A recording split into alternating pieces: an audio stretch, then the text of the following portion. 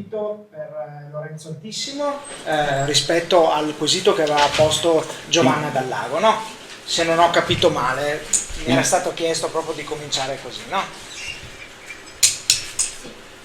Sì, rispondo. Sì. Mi devo sforzare di essere ottimista. Voi ricordate quando la benzina è diventata verde? Prima l'antidetonante che veniva introdotto nell'industria petrolchimica era il piombo tetretile, poi scoprono che nel sangue di molti c'è del piombo e quindi se no il piombo non va più bene. Cosa hanno introdotto? Il benzene, cancerogeno in prima classe. Quindi l'abbiamo tabaccato tutti per anni. No, per dire, insomma, in tema ambientale le norme vengono sempre dopo. Questo me lo diceva un magistrato, io lo ripeto perché l'ho imparato da lui. Arrivano sempre dopo. Poi benzene, cancerogeno in classe A, adesso è metilterbutiletere, quindi le MTBE, che noi cerchiamo da quando è stato introdotto e non è normato. Non è ancora normato. Perché? Perché bisogna andare alla ricerca, cioè quando si dice si trova se c'è quello che si cerca, è vero, nella nostra attività uno non ha a disposizione uno strumento, gli mostri l'acqua e lui ti dice cosa c'è dentro, assolutamente, non funziona così. Non solo, devi avere gli standard.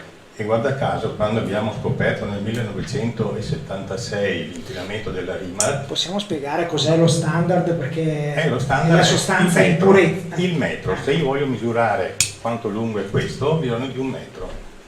In chimica analitica, per qualsiasi sostanza, se voglio dire quanto è la sua concentrazione, ho bisogno del standard, cioè di un composto puro, certificato, e io quindi preparo delle soluzioni a concentrazioni variabili e mi faccio il metro. Poi analizzo gli standard, analizzo il campione e quindi vedo qual è il valore. Quando nel 76 abbiamo scoperto l'inquinamento della RIMAR dei benzotrifluoruri, posso dire l'ho trovato io perché il naso mi ha suggerito che era lo stesso odore che c'era arrivato in laboratorio da un'altra acqua. Siamo andati, è andata la direttrice, dentro la RIMAR si è fatta dire che sostanze sono e lei ha detto sono il benzotrifluoruro, paracloro, mononitro, dinitro, eccetera. Ci dia delle provettine con il prodotto puro e quindi abbiamo costruito il metro e poi li abbiamo analizzati e abbiamo trovato che avevano interessato tutta la falda da Trissino fino a Creazzo, dove beverava l'acqua degli orti per il broccolo fioraro e lo continuano a fare, io sono convinto che lo continuino a fare, no? Per dire, allora,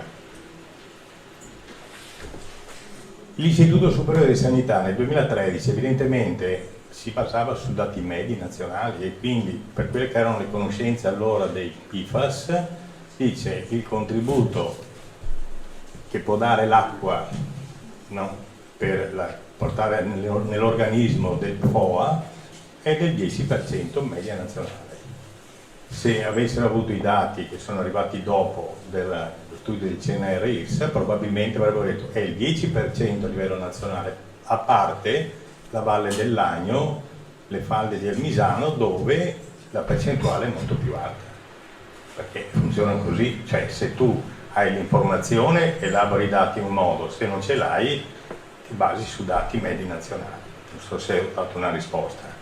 Le cose si scoprono sempre dopo, il difficile è scoprirle prima, siete bravi tutti. Il difficile, scusa se replico, il difficile per quello che di esperienza nostra è perché non c'è una legge che dice, per esempio, che le aziende chimiche prima di mettere in commercio adesso c'è. Non c'era allora, adesso c'è.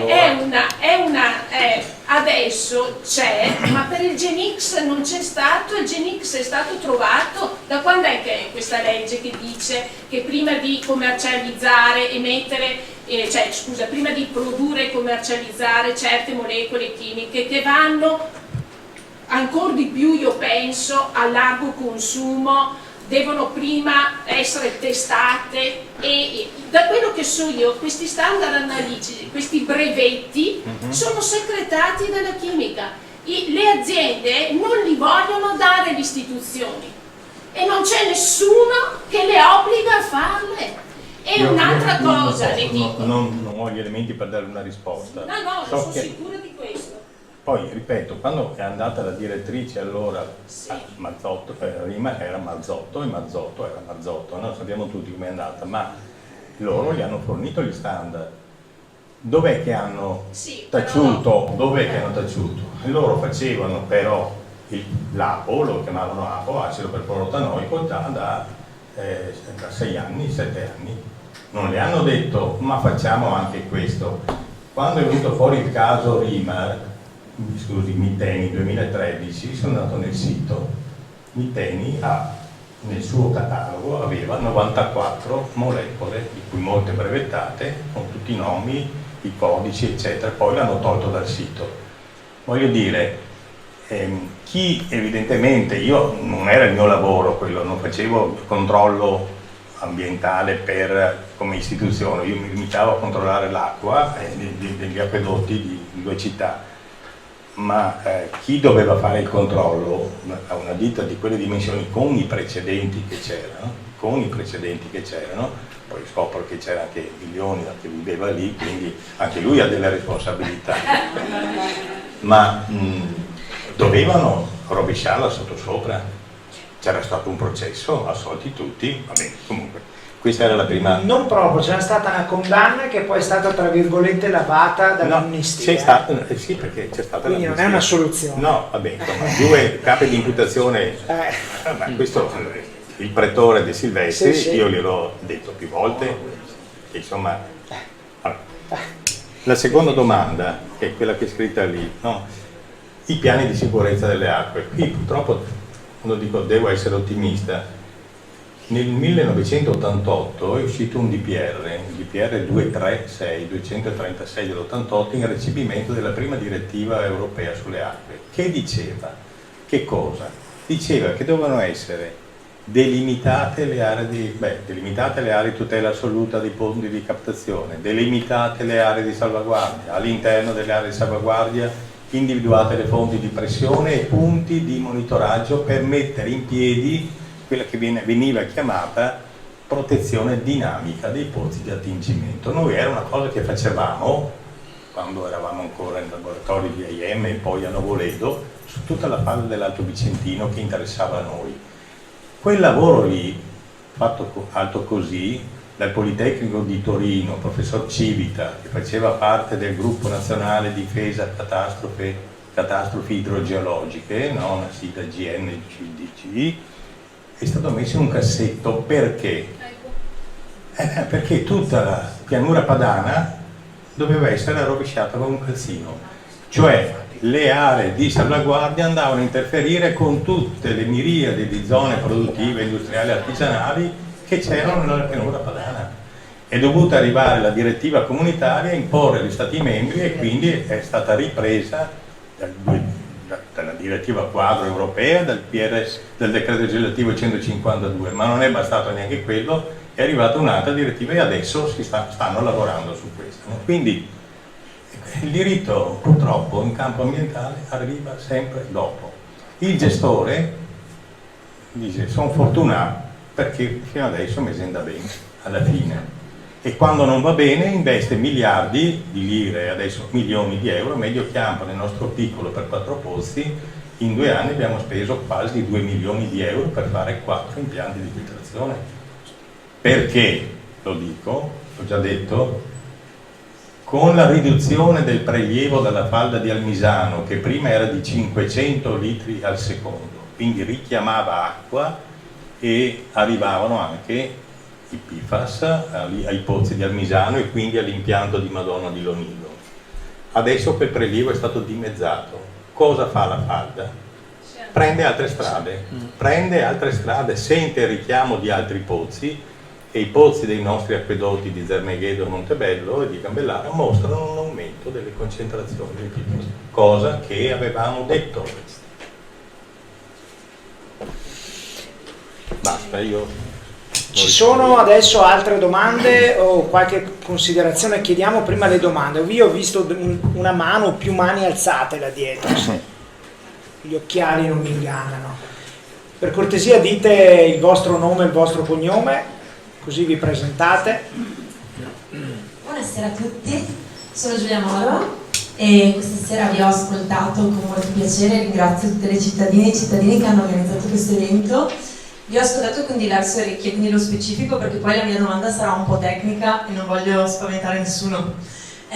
Vi ho ascoltato sia come chimico, sia come ricercatore che come consigliere comunale, quindi con varie orecchie e con la voglia che questi temi si discutano tanto anche a Bassano, perché fortunatamente non siamo mai stati nella zona rossa e spero non ci vedremo mai, però credo che la consapevolezza sia fondamentale. Premesso ciò, una piccola nota di speranza, cioè la mia domanda è una domanda che vuole portare a una visione comunque positiva, nel senso che da quello che ho potuto studiare nell'ultimo periodo la comunità europea sta spingendo per il cosiddetto approccio di gruppo, quindi anziché andare a cercare la singola molecola e prima aspettare che questa venga dichiarata cancerogena, quindi giustamente come dicevano, lasciando passare tantissimo tempo e lasciando tantissime persone anche ad aspettare, l'idea è quella di dire cerchiamo tutte queste molecole con il parametro PFAS totale che ci diceva prima il dottor Altissimo. Io vorrei un parere in merito a ciò perché a marzo del 2025 è stato depositato in Parlamento una revisione del decreto 1823 che recepiva la normativa europea 2184 del 2020. Fondamentalmente, andando al sodo, c'è un problema. Questa revisione, che è il decreto 260, propone di togliere nella normativa italiana, mentre rimarrà in quella europea, di togliere questo parametro PFAS totale.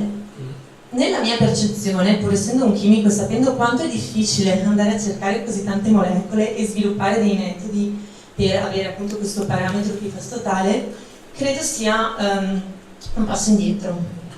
Ecco, quindi mi piacerebbe sentire il parere del dottor Altissimo rispetto a questo tema, con l'idea che comunque si vuole tutelare la salute dei cittadini, quindi secondo me poteva essere un passo importante. Altissimo, è siamo dei gamberi? È un passo indietro? Io sono in pensione e non mi occupo più di queste cose.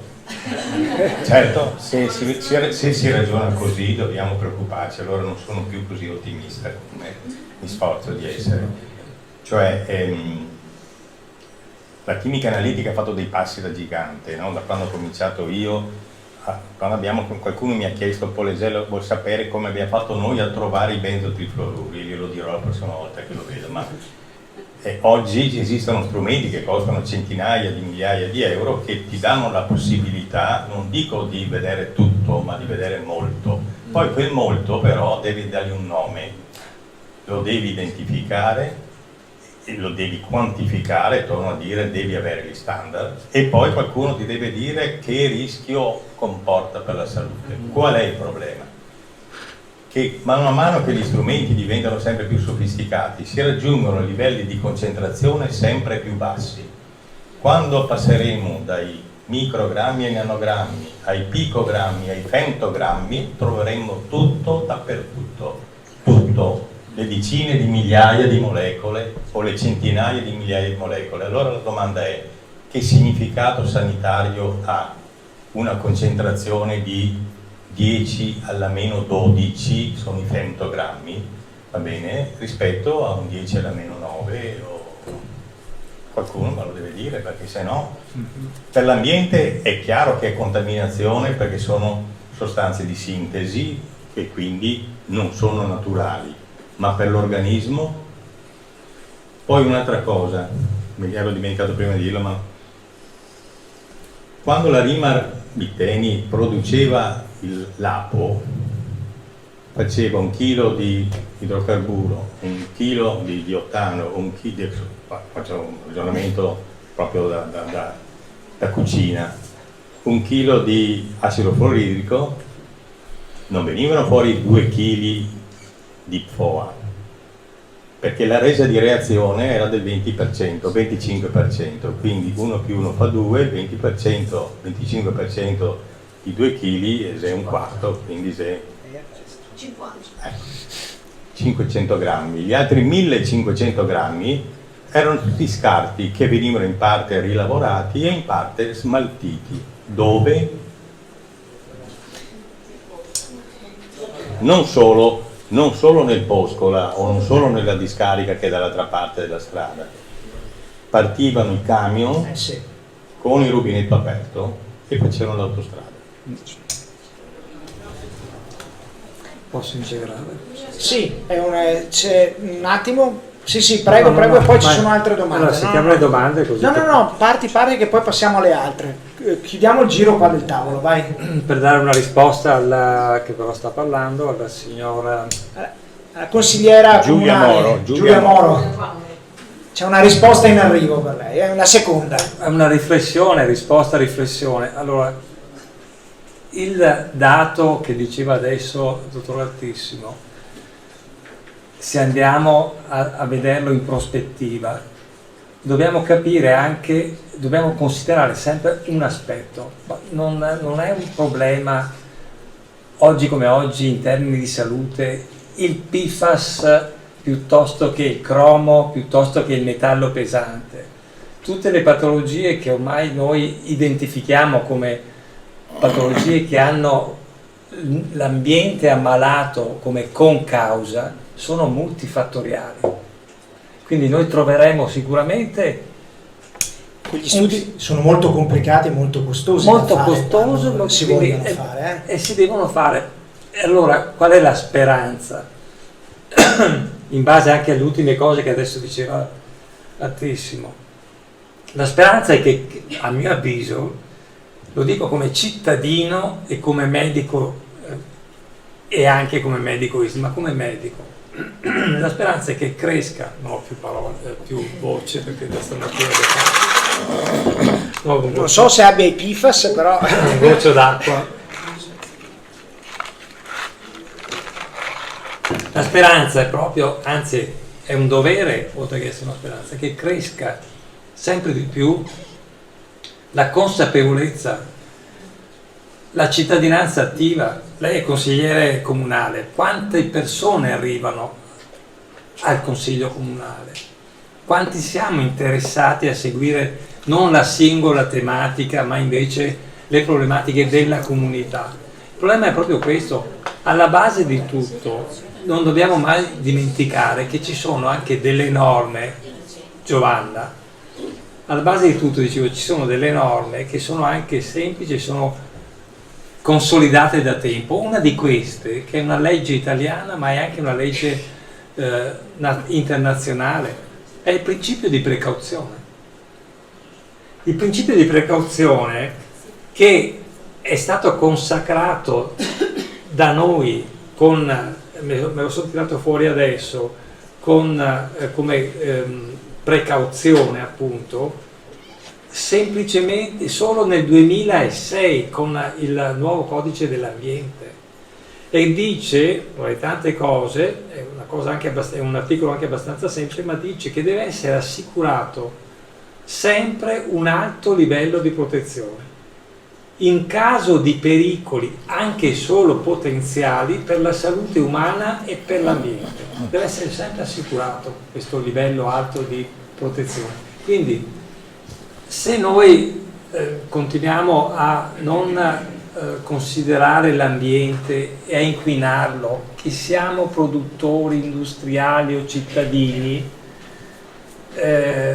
non ne veniamo fuori. La speranza vera, secondo me, è proprio la consapevolezza che noi tutti dobbiamo acquisire che non possiamo andare avanti così. Allora Claudio, prima di passare all'altra domanda, però vorrei chiedertene, faccio io una domanda e chiedo di essere telegrafico. Il problema di fondo è che quando si parla di modifiche della norma, sappiamo che il legislatore non è un soggetto alieno, no? Cioè voi dovete capire che l'azione di lobbying all'interno di questo sistema, soprattutto per quanto riguarda questioni del genere, dispiega una potenza che non riusciamo nemmeno a calcolare. Io vi faccio un piccolo esempio, tanto per circoscrivere meglio la domanda. I comuni hanno degli strumenti legislativi per rompere le scatole potentemente a chi vuole inquinare, si chiamano norme tecniche di attuazione. Nelle norme tecniche di attuazione, che sono diciamo lo strumento, come posso dire, che va di pari passo al piano regolatore, possono essere inserite tutta una serie di vincoli rispetto ai quali i comuni sostanzialmente non hanno problemi, diciamo, di natura ostativa. Quando io ho posto questa questione durante un incontro pubblico a Legnago, dove c'è la Kenviron, che è una delle imprese che tratta queste cose qua, dicendo: ma sindaco, scusi, ma in futuro si potrebbe pensare a una modifica delle norme tecniche di attuazione in modo da rendere difficilissimo, se non impossibile, l'insediamento di impianti di un certo tipo? Stavamo finendo a botte, non ha accettato nemmeno che io ponessi quel tipo di domanda. Quindi guardate, questa è la domanda che faccio, è quanto pesano gli stakeholder e gli interessi, perché altrimenti sembra che le norme piovano così dal cielo. Non piovono dal cielo, piovono da una serie di interessi più o meno legittimi, più o meno confessabili, punto di domanda. Anch'io la vedo così, nel senso letterale della parola. Non esiste una norma che non sia in qualche maniera, che non esca proprio come norma, se non condizionata da alcuni aspetti della nostra società, di come è strutturata la nostra società, di come funziona il nostro sistema attuale. Per quello io, per quanto sinteticamente prima ho lanciato diversi messaggi, tra cui quello che può sembrare lontanissimo dalla realtà di Bassano, no? E che invece è vicinissimo a Vicenza, le basi militari con tutto il consumo di PFAS, eccetera. Gli interessi che ci sono dietro condizionano anche questo. Prossima domanda, ce ne sono una, due, tre, vi regolate da soli perché io non ho visto l'ordine di partenza delle mani, per cui prego. Ho tre domande rapide dal punto di vista medico-sanitario. Sì. Allora, la prima domanda è: dal punto di vista di queste sostanze perfluoroalchiliche che abbiamo visto nella diapositiva hanno una carica parziale positiva o non negativa, quindi sono delle proprietà anfipatiche molto simili a quelle dei fosfolipidi che compongono, no, le nostre membrane cellulari. Mi chiedo, ma si conosce in modo completo e più preciso possibile quale sia il tessuto o i tessuti in cui queste sostanze si accumulano di più? Ad esempio, sono stati fatti degli esami di imaging, immagino, non so, dove io metto una molecola radioattiva attaccata a questa molecola di fluoro e quindi guardo nel corpo dove, perché se io misuro nel sangue e queste sono sostanze che hanno una componente idrofoba, io immagino che posso misurare una parte, poi comunque dovrei fare cose di esami istologici per vedere dove queste si sono accumulate. Quindi questa è la prima. La prima, ok. Vuoi rispondere tanto? Sì, facciamo mini risposta, ecco, e poi passiamo grazie, alla 2 e alla 3. Grazie della domanda, perché ricordo fra i parametri della Regione Veneto proprio fra le patologie l'aumento del colesterolo. Allora, la domanda che mi fai potrebbe comportare anche una mezza giornata di ragionamenti. Proviamo in pochi secondi. Il colesterolo è una sostanza fondamentale che partecipa alla costituzione delle membrane. Qualcuno ha definito la membrana cellulare come il vero secondo cervello. Negli anni abbiamo sentito parlare di secondo cervello come intestino, eccetera, eccetera.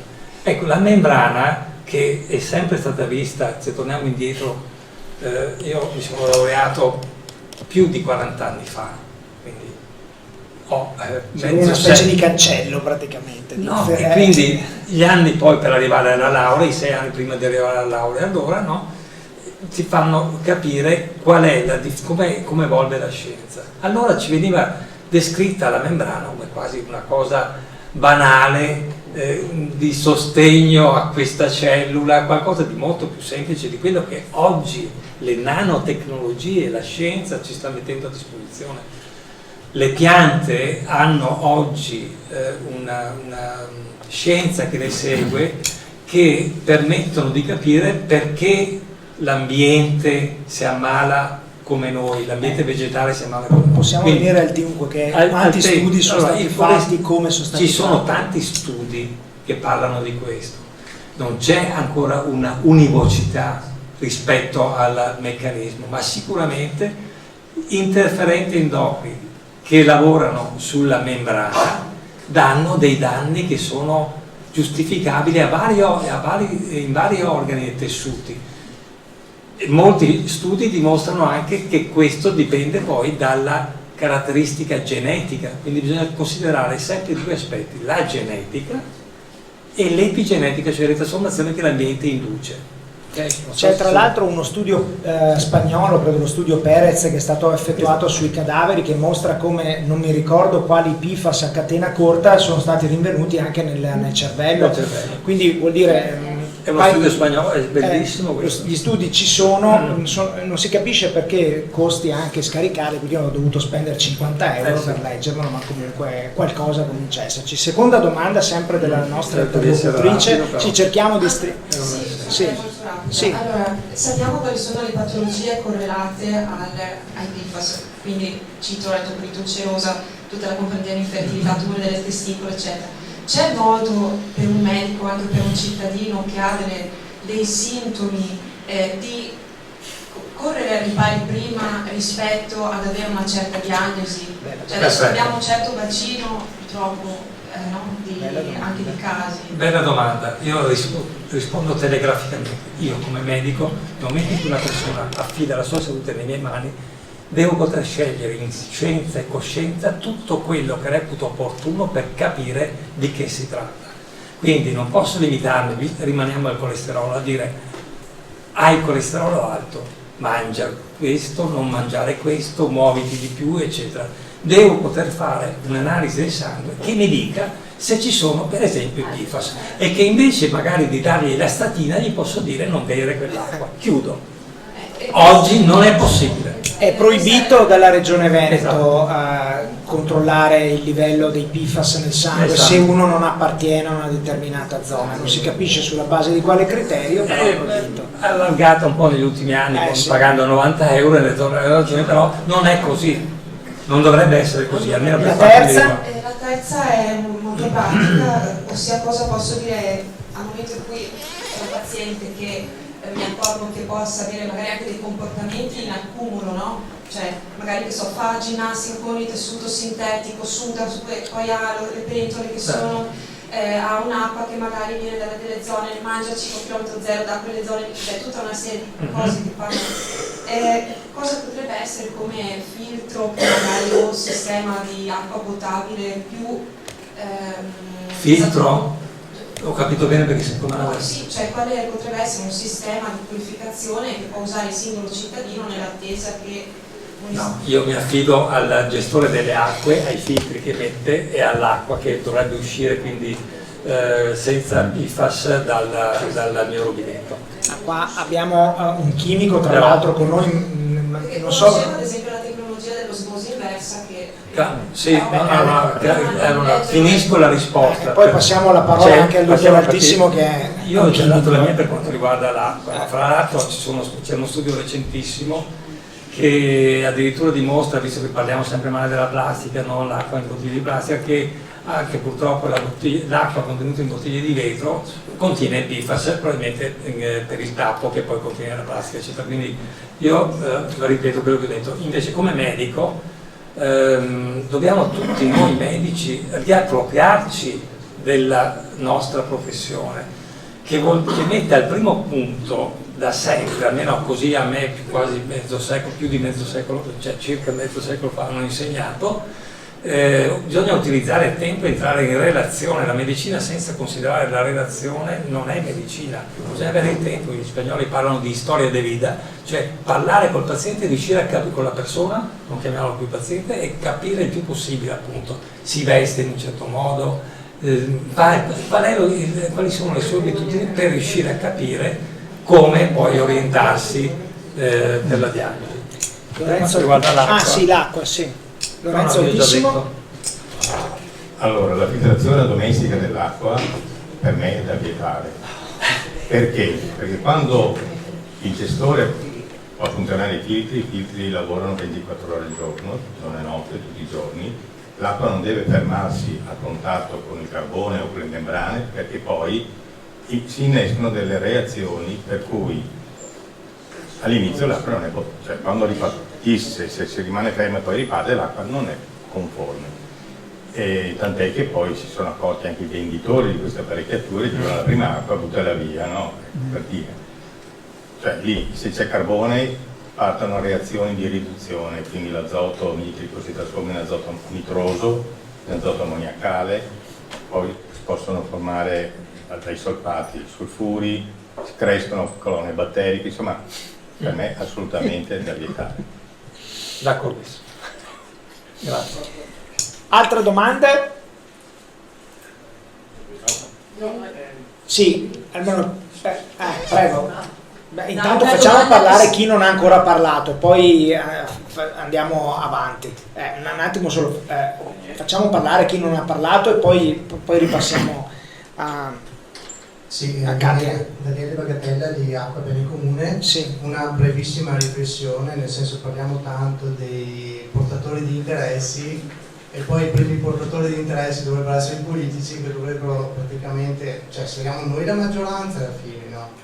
Dico io, per cui il compito della politica dovrebbe essere proprio quello di portare avanti i principi precauzionali e tutto quello che abbiamo detto prima, però appunto questo sarebbe il tema di un'altra serata, perché entriamo in una questione diritto, filosofia e via discorrendo, ce ne vorrebbe molto interessante. Invece avrei due domande. Allora, la prima è legata a una diapositiva che ha mostrato il dottor Altissimo, che mostra l'uso dei FAS, diciamo, i vari usi, e mi ha colpito quel 50% di molecole che non si sa dove vengono impiegate. Allora a quel punto la domanda è se per caso quel 50% non mi rappresenta tutta quella parte legata all'armamento e alla parte, diciamo, bellica.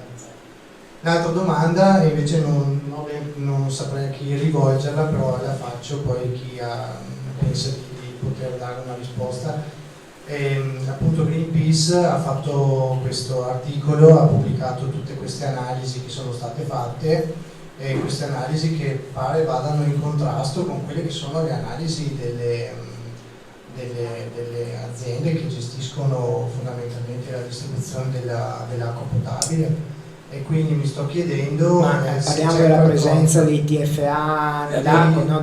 Cioè, qual è la domanda? FAS, l'ultima che è uscita Credo sia quella sui TFA, che dicevano come in tutti i campionamenti che avevano fatto erano quasi tutti fuori norma. Allora la domanda è se c'è qualcosa che non va nei campionamenti, cioè se appunto questi campionamenti eventualmente sono pochi, o se c'è un errore sistematico nelle analisi che sono soprastimate, hanno tutto un errore sopra la media, o se c'è qualcosa che non va in questo studio. Allora, intanto Altissimo, se vogliamo, mi pare di capire che ci sono due gruppi di domande. Allora, le incognite relative alla questione armamenti PFAS, e poi quella sulla, se non ho capito male, cosa ci dice questa campagna che ha fatto Greenpeace sulla presenza di TFA in alcuni acquedotti italiani. Ecco. TFA non è un parametro ancora normato. Infatti cioè, questo sarà il problema del futuro probabilmente, perché come anche certe molecole che si pensava non fossero degradabili, come i solventi clorurati, si scopre poi che la natura è in grado di fare l'operazione inversa, cioè noi li abbiamo allogenati, ci abbiamo aggiunto il cloro, l'etilene, e abbiamo fatto il tricloretilene, la trelina, il percloretilene. La natura lentamente, piano piano, infalda sottoterra, toglie il cloro, ci riaggiunge l'idrogeno e quindi riproduce l'idrocarburo che noi avevamo clorurato. Quindi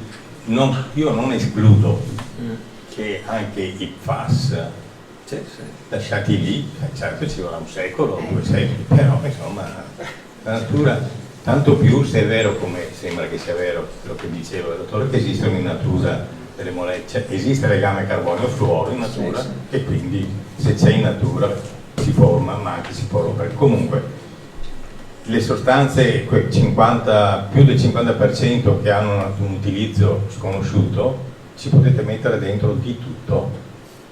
Tutto, perché non è, cioè voglio dire, uno compra 1 chilo, 2 chili, voi sapete che cosa costava 1 chilo di apo, no? Ecco, come mezzo chilo di oro, quindi, insomma, ma ne basta molto poco per ottenere gli effetti che uno vuole ottenere. Quindi certo c'è l'industria militare, avevano provato anche, ho letto un articolo che non riesco più a recuperare, ma ce l'ho dentro il suo computer, e avevano chiesto di poter sperimentare l'utilizzo dei FAS, perché scambiano l'ossigeno, questi sono liquidi, quelli liquidi scambiano l'ossigeno, quindi poterlo introdurre nei polmoni della persona che stava annegando o era annegata, espellere tutta l'acqua dai polmoni buttandogli dentro questi oli che riprendono lo scambio dell'ossigeno.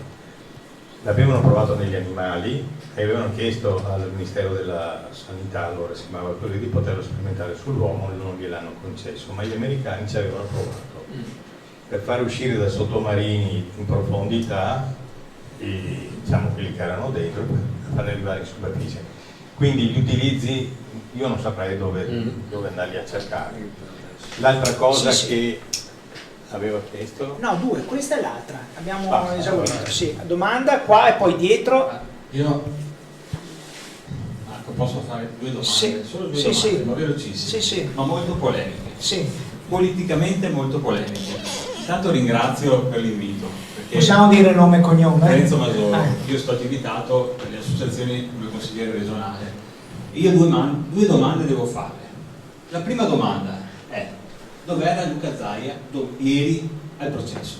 Io questo mi sono chiesto, perché la regione si è costituita a parte civile, ok? Qua non possiamo rispondere noi però. Io le faccio ai ignoti, hanno presenti, perché? Ma sono polemiche apposta, politicamente polemiche, perché il nostro Presidente della Regione ogni giorno macina con la media di 1/2 inaugurazioni tagli di nastro, ok? Ma ieri al processo non c'era, ma non c'è mai neanche in aula quando vogliamo discutere di questi argomenti come consiglieri regionali, non c'è mai in aula e noi vogliamo discuterli in aula perché il nostro dovere è quello di prendere quello che esce da questi incontri e da quello che sentiamo dai cittadini per strada e portarli in aula, e non abbiamo la possibilità di farlo. Questa è la prima domanda. Però intanto sottolineo il fatto che il nostro Presidente è riuscito in 15 anni a costruire un'autostrada, che tra l'altro rilascia anche FAS, e questo è dimostrato, ok? E continua a insistere sul indebitarsi per fare nuove strade, ma anche strutture in cemento armato, anche per la gestione idrogeologica, per cui acqua, si parla di acqua, che la nostra regione voleva costruire una diga su un'area contaminata, anche quella di cemento armato, che avrebbe sicuramente liberato FAS dalla Val Cortella e sarebbero arrivati al Brenta, ok? E così via. La seconda, e apprezzo che ieri al processo invece era presente il sindaco di Vicenza e anche l'assessore all'ambiente, perché era presente. La seconda domanda: c'è il sindaco di Bassano presente questa sera?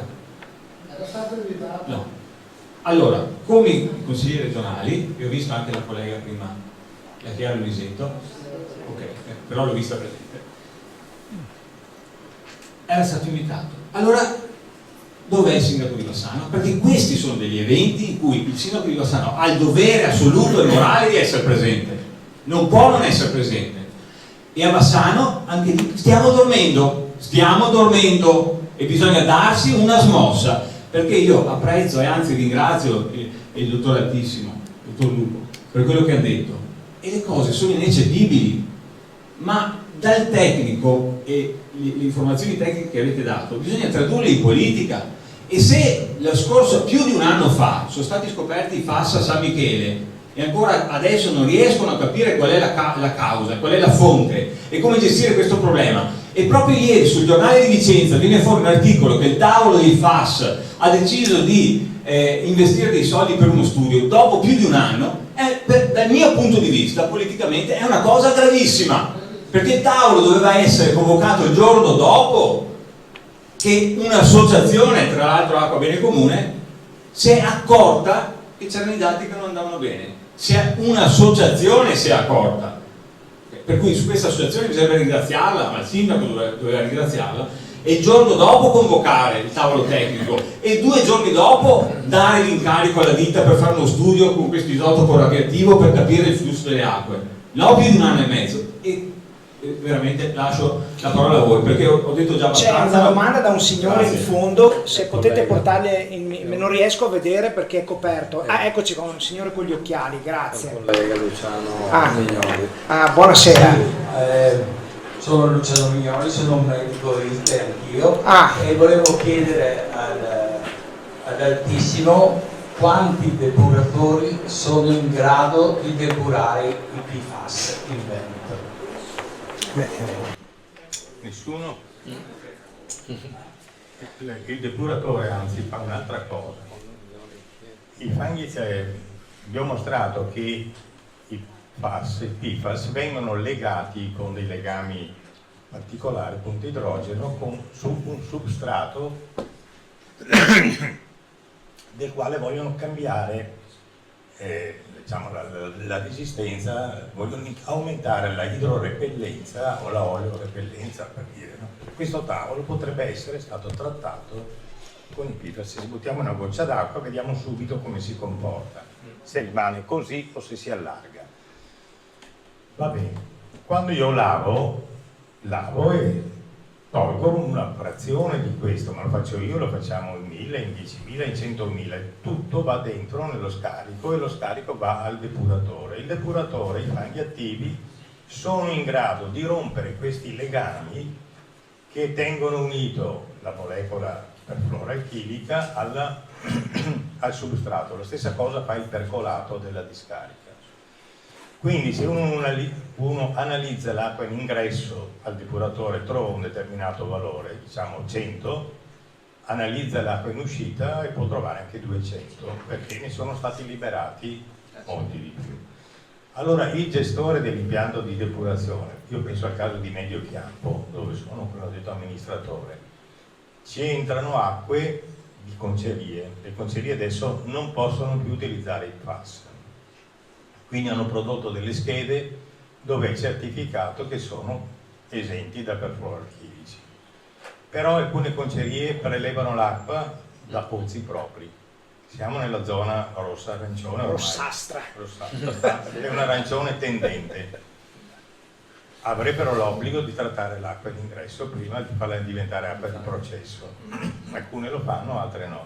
Noi vediamo gli ingressi al depuratore e non vengono battuti, non c'è niente da fare, e quindi quando noi li scarichiamo poi nel tubone, come voi sapete esiste nell'Ovest Vicentino un collettore che raccoglie gli scarichi di 5 depuratori, quello di Trissino è quello che dà il contributo maggiore, dava il contributo maggiore perché riceveva gli scarichi della Mitteni, poi c'è quello di Ronigo, quello di Montebello, di Arzignano e c'è quello di Alte di Montecchio.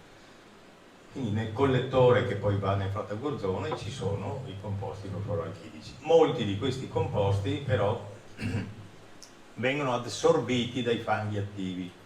Allora il fango attivo precipita nel decantatore, vi racconto la storia del fango attivo, passa dal decantatore al sistema di concentrazione, quindi c'è prima una centrifugazione e poi viene essiccato, abbiamo dei forni che essiccano il fango, fanno diventare praticamente a una umidità che è inferiore al 20%, perché altrimenti porteremo in discarica acqua. Va in discarica il big bag col fango secco, quando piove si produce il percolato. Il percolato porta in soluzione il PFAS. E dove va questo percolato? Noi lo riportiamo nell'impianto di depurazione, perché è tutto un sistema. Chiaramente riportiamo dentro il PFAS. Allora abbiamo pensato, abbiamo messo con l'Università di Venezia un impianto pilota per togliere il PFAS dal percolato. Si tratta di piccoli volumi e riusciamo ad avere delle rese molto elevate, più del 90% di abbattimento. Quindi il percolato della discarica che contiene PFAS va al depuratore, ma prima viene privato dei PFAS e dobbiamo poi smaltire questi PFAS. Cioè, capite che No, è una cosa che forse brevetteremo. Quindi non vuole svelare. In questo momento è oggetto di studio, anche perché c'è l'università di mezzo. Certo. Noi abbiamo già brevettato, per esempio, con Mediocampo, un impianto di abbattimento dell'idrogeno solforato, e quindi se passate per quella zona non sentirete più odore di... Allora, benissimo, c'era una domanda qua, avevo visto una qua da parte di Katia, non mi ricordo chi aveva alzato la mano da questa parte, tu Enrico forse no, chi era? Io avevo alzato la Sì, quindi una qua e poi Katia, che così abbiamo concluso il giro. Siamo le ultime due? Sì, poi... Sì, sono le 11. Io mi sto semplicemente domandando, penso a Chernobyl. Chernobyl è stato evacuato perché c'era la pericolosità della radioattività. Ma come facciamo con le zone rosse? Qua la gente ci abita e che cosa fa? Continua a utilizzare? Non lo so, non capisco come fanno a proteggersi. Ecco, avevo bisogno di questo. A chi è rivolta questa domanda? Agli specialisti. Chi comincia? Come fanno a proteggerci? Provo a darti una risposta come cittadino, perché come fanno a proteggerci, quindi parliamo delle istituzioni che dovrebbero, hai citato Chernobyl, però è un altro aspetto. Faccio un passo indietro invece. Sono stati citati i benzotrifluori. La Miteni negli anni, si chiamava Riva, no, sì, la Miteni aveva già avuto un grosso problema negli anni 70, aveva già inquinato con queste sostanze. Eppure non è bastato quel campanellone d'allarme, intervennero le autobotti dell'esercito in quella zona lì per poter dare da bere alla popolazione, capito?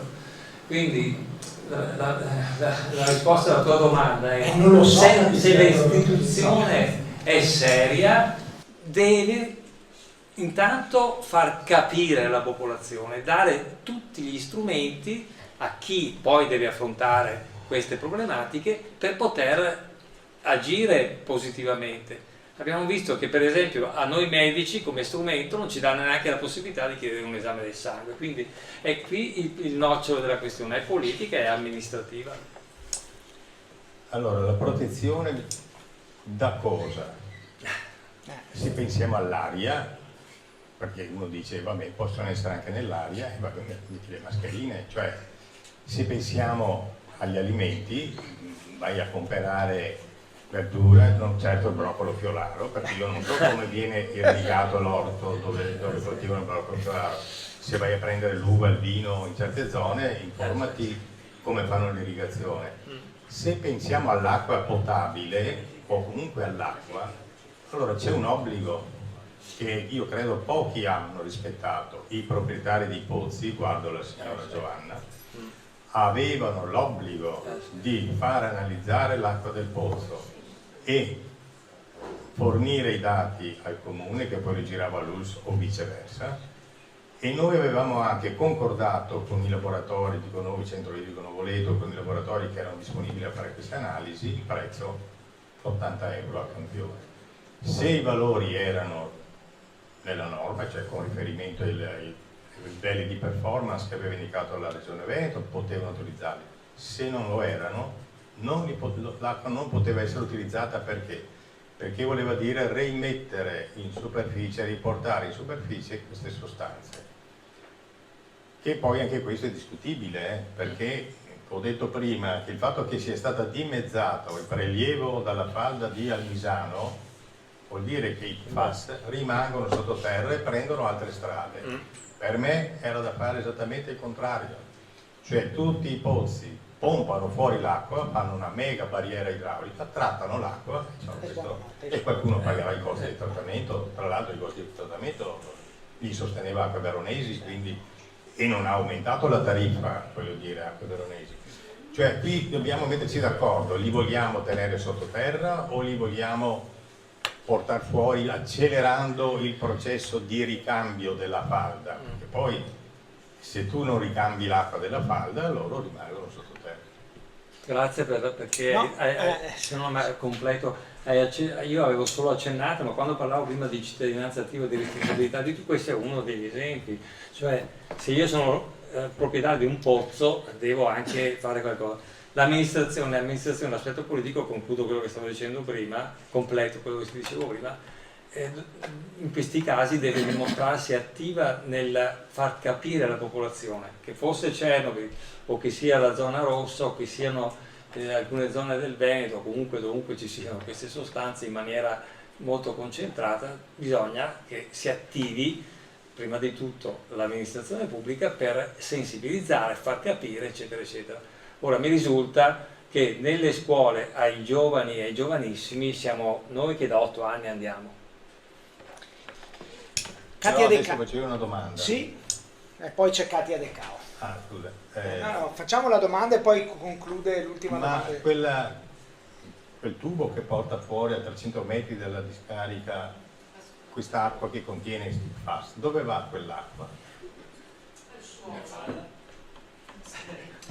Cioè, capite? Quella qua lì per me andrebbe trattata. Katia. Anche se mai a paura. Microfono per Katia De Cao. Sì, allora io ritorno sul discorso degli effetti dei FAS sull'organismo. Allora, nella zona rossa è stato fatto il biomonitoraggio sulla popolazione, chi ha iniziato a fare i prelievi. Questi dati che hanno raccolto, in realtà a me risulta che non sono stati utilizzati, mentre l'Istituto Superiore di Sanità aveva proposto di fare una ricerca su quella popolazione. La mia domanda è questa: si poteva sicuramente utilizzare questi dati sia sui prelievi che sono stati fatti alla popolazione che chi ha poi avuto delle malattie gravi e quindi sempre correlate ai FAS. Questi dati secondo me sono una risorsa che potrebbe essere utilizzata nella ricerca sugli effetti del FAS. Chiedo a chi vuole rispondere. Cosa ne pensa? Che poi il biomonitoraggio è stato fatto un piano di sorveglianza, se non vado Esatto, errato. stavo per dire. Quello che è stato fatto è un piccolo, giustamente precisava Marco, è un piano di sorveglianza. Invece la cosa difficile che veramente trovo anche... Forse dicendo, non essendo un biomonitoraggio ma essendo tutta un'altra cosa molto più blanda, quei dati di cui parli non so quanto utili possano essere. No, ma la cosa più difficile secondo me che non sta avvenendo, è difficile da fare ma bisogna pur partire, sono proprio gli studi epidemiologici, e questo io apro una micro parentesi. Io faccio parte da tantissimi anni di una commissione invalidi minori e constato ogni settimana, l'ultima l'ho avuta ieri era giovedì, praticamente facciamo 4 commissioni al mese e mi occupo di minori, quindi sono in aumento esponenziale rispetto a quando ho cominciato tantissimi anni fa. Mi hanno chiesto di partecipare a queste commissioni come rappresentante di categoria. Ci deve essere anche un medico rappresentante di categoria a tutela del minore che viene sottoposto a visita. Ebbene, sono in aumento esponenziale negli ultimi anni alcune patologie nei bambini adolescenti, che sono disturbi neurologici, neurocognitivi, quindi tutto lo spettro ADHD, ADS, autismo, spettro autistico. Dopo è complessa la cosa, quindi non entro sulle singole patologie, perché c'è sicuramente anche la genetica, ma c'è anche quella che abbiamo nominato prima, epigenetica, cioè traducete la parola epigenetica ogni volta con ambiente, quindi ci capiamo subito, no? E diabete giovanile molto precoce, bambine in terapia poi con farmaci per la tiroide in tenerissima età. Guarda caso, queste patologie che ho citato sono in tantissimi studi internazionali, mondiali, per i PFAS. A parte il C8 panel, il documento che uscì dal processo della DIPO negli Stati Uniti, eccetera, eccetera, però questi sono dati anche nostri. Io sto stimolando da anni, ecco che c'è il rappresentante della regione, dammi la mano, perché sto stimolando da anni a dire: ma scusate, prendiamo un po' di questi dati, cominciamo intanto a raccogliere un minimo di dati per capire se mai si potrà fare uno studio epidemiologico, eccetera. Cominciamo con un piccolo studio.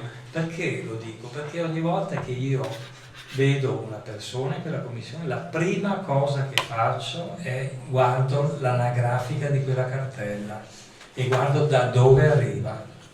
E spesso, se non sempre, ma veramente con una percentuale elevatissima, alcune patologie di quelle che ho citato arrivano dalle zone rosse, l'Onigo, Sarego, eccetera, mai da Requaro. Quindi cominciamo a porci. Allora, lo studio epidemiologico è una cosa che va fatta e bisogna cominciare a farli su queste attività. Mi fermo qui perché poi se non diventa complessa.